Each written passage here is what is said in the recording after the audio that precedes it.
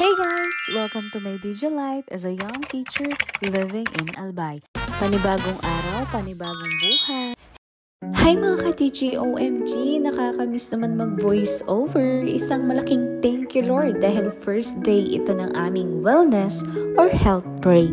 Thank you, Dep, and ngayong araw nga nakaset ang aming bakasyon papuntang Sorsogon City. At talaga namang excited ang madam nyo dahil first time kong makakapunta sa Sorsogon. At hindi pa nga kami nakakapunta, nagutom na kaya agad kami. Kaya nag-stop over kami dito para bumili ng pizza. Inabot kami ng 2 hanggang 3 oras ng aming biyahe at nandito na nga kami sa aming pupuntahan, ang Modesta Resort. Modesta Resort is located at Irisin, Sorsogon. Dito pa lang sa entrance makikita mong sobrang ganda ng kanilang place, diba? Tingnan nyo yan, napaka-rare at look expensive ang kanilang design. While waiting dito sa labas, shoutout sa aming napakagandang driver. Hello, Ma'am Pat. And kasama din namin si Ma'am Mitch and Ma'am Julie as sitting pretty passenger din, kagaya ko.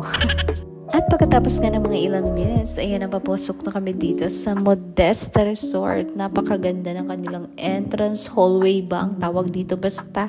For the hakot na kami dito ng aming mga gamit papunta sa aming cabin. 2 cabin pala guys ang aming binook dito or ni-reserve kasi ang kada isang cabin ay nagko-compose siya ng 6 packs.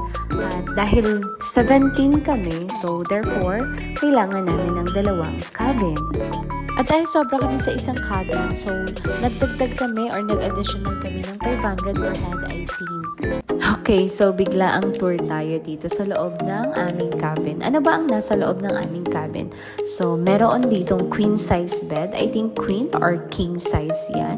At meron din kayong sala. With aircon na din tong cabin, ha? May cabinet na din. At isa sa pinakamaganda is may sarili kayong kitchen. May refrigerator, may mga utensil na magagamit. At isa din sa napakasulit, ang laki ng CR at napakaganda pa ng mirror nila. So, pwede ka dito mag-selfie. At hindi na nga kami nagpatumpik-tumpik pa. Ginarap na namin yung magandang place at lugar ng cabin na to para naman makapag-create kami ng TikTok entry. At pagkatapos nga ng pagmalakasang sayaw, so ayan na, kainan na. Super sulit talaga ng aming food, lalong-lalo na itong seafood na niluto ni Sir Dean at ng aming Ninang Paz. Thank you so much po sa pagluto ng aming mga pagkain. Fast forward nga at morning na, panibagong araw, panibagong buhay.